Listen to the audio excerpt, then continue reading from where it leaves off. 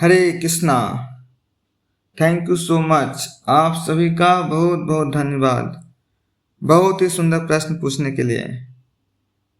आपका प्रश्न है, स्वयं को वैष्णव अपराध से कैसे बचाएं।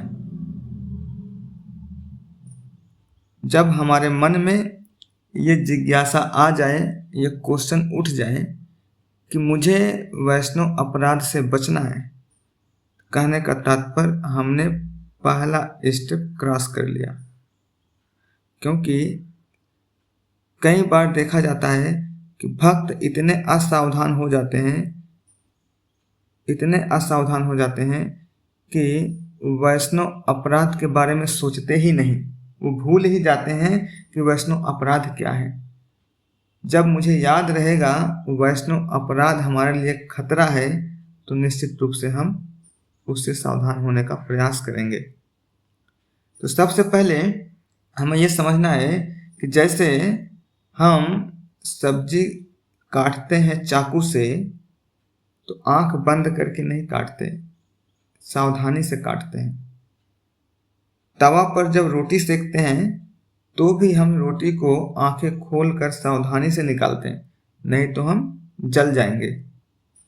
कढ़ाई में सब्जी को भूनते हैं, कढ़ाई को जब उतारते हैं तो सावधानी से उतारते हैं। सावधानी हटी, दुर्घटना घटी। उसी प्रकार से हम आग के साथ खिलवाड़ ना करें। आग के साथ खिलवाड़ करेंगे तो हम जलेंगे। सिमिलरली हम भक्तों के बीच जब रहें तो हमें वहां पर भी सावधानी बरतनी है। हमें यह सावधानी बरतनी है कि कहीं मेरी वजह से किसी भक्त को कष्ट तो नहीं हो रहा है, मेरी वजह से किसी भक्त को प्रॉब्लम तो नहीं हो रहा है। ऐसा क्यों करना है? क्योंकि हमें यह समझना होगा कि हर एक भक्त भगवान का भक्त है। भगवान को कौन सा भक्त प्रिय है ये हमें नहीं पता। हमें लगता है मैं ही सबसे अच्छा भक्त हूँ, लेकिन कोई जरूरी नहीं है। भगवान का एक छोटा भक्त भी जो दिख रहा है वो एक महान भक्त हो सकता है। बाहर से लग सकता है कि वो बहुत छोटी सेवा कर रहा है, लेकिन भगवान कृष्ण उसको कितने प्रेम करते हैं ये हमें नहीं पता। इसलिए हमें हर एक भक्त को भगवान का अंश मान कर चलना चाहिए और सावधान होना चाहिए। दूसरा, हमें किसी भक्त का पीछे से आलोचना नहीं करनी, निंदा नहीं करनी, किसी के बारे में किसी से दूसरे से भी चर्चा नहीं करनी उसकी कमियों को। अगर चर्चा करनी ही है तो हमें किससे करनी चाहिए? उसके अथॉरिटी से, सीनियर भक्तों से, उसके गुरु से चर्चा करना चाहिए, बताना चाहिए, ताकि वो उनको करेक्ट कर सकें। इसके अलावा अगर हम आलोचना कर रहे हैं, बुराइयां कर रहे हैं, तो हम अपराध कर रहे हैं। और हमारे हृदय में दूसरे के प्रति क्षमा की भावना डालें, क्षमा करने की आदत डालें। जैसे भगवान भक्तों के बड़े से बड़े कार्यों को, बड़े से बड़े गलतियों को भगवान माफ़ कर देते हैं, उसी प्रकार से जब भगवान बड़े से बड़े गलतियों को माफ़ कर सकते हैं तो हम लोग किस खेत की मूली। हम भगवान का बाप बनने का प्रयास ना करें। कोई गलती किसी भक्त से हो गई, उसे तुरंत के तुरंत क्षमा कर दें। क्यों? क्योंकि भगवान का ये अपने एग्जाम्पल से सिखाते हैं। और हमें भगवान के नाम के जप में सावधानी बरतनी है। ध्यान पूर्वक पूरे फोकस के साथ नाम का जप करना है। और हमें बार बार सोचना है, अपने मन को बार बार चेताएं, बार बार याद दिलाएं, अरे मन, कहीं तूने कोई अपराध तो नहीं किया, किसी भक्त को दुखी तो नहीं किया। और भक्तों का संग करें, साधुओं का संग करें, गुरु का संग करें। इससे क्या होगा? वो हमारे द्वारा अज्ञानतावश किए गए अपराध को बचा पाएंगे।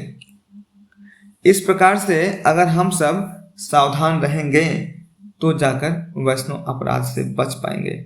हम रोज सोचें शाम को कि कहीं मेरी वजह से किसी भक्त को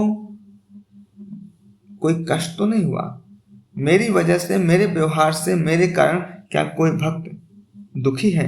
जरूर सोचें। अगर सोचें, पता चले तो उसके पास जाकर क्षमा मांगे, माफ़ी मांगे, अपनी गलती को स्वीकार करें और उसको प्रोत्साहित करें कि आगे से मैं गलती नहीं करूँगा। अगर पता चल जाए मैंने वाकई में किसी के प्रति गलती किया है तो उस भक्त के पास जाकर माफ़ी मांगना चाहिए। जैसे क्योंकि अगर हमने किसी भक्त के प्रति गलती किया है, अपराध किया है, तो भगवान भी क्षमा नहीं करेंगे। जैसे दुर्वासा मुनि ने अम्बरीश महाराज के प्रति अपराध किया, वो जब भगवान विष्णु के पास भी गए, भगवान विष्णु ने क्या किया, उनको तुरंत अम्बरीश महाराज जी के पास भेज दिया। बोले हमारे बस की बात नहीं है, मैं तो भक्तों के बस में हूँ। चैतन्य महाप्रभु कहते हैं, तिड़ादपि सुनीचे न तरोरपि सहिष्णुना अमानिना मान देना कीर्तनीया सदा हरि। अर्थात जो भक्त विनम्रता रखता है, सहनशील होता है, उससे वैष्णव अपराध करने के चांसेस बहुत कम होते हैं। अगर हम वैष्णव अपराध से बचना चाहते हैं तो हमें विनम्र, सहनशील, सहें, छोटी छोटी बातों पर आग न लगाएं। ये सब अगर हम ध्यान में रखेंगे तो निश्चित रूप से वैष्णव अपराध से बच पाएंगे। अगर हमें भक्ति में आगे बढ़ना है तो वैष्णव अपराध से बचना बहुत जरूरी है। बिना वैष्णव अपराध से बचे हम आगे बढ़ नहीं सकते, भगवान कृष्ण को खुश नहीं रख सकते, भगवान कृष्ण का प्रेम नहीं प्राप्त कर सकते। जगत गुरु श्रील प्रभुपाद की जय।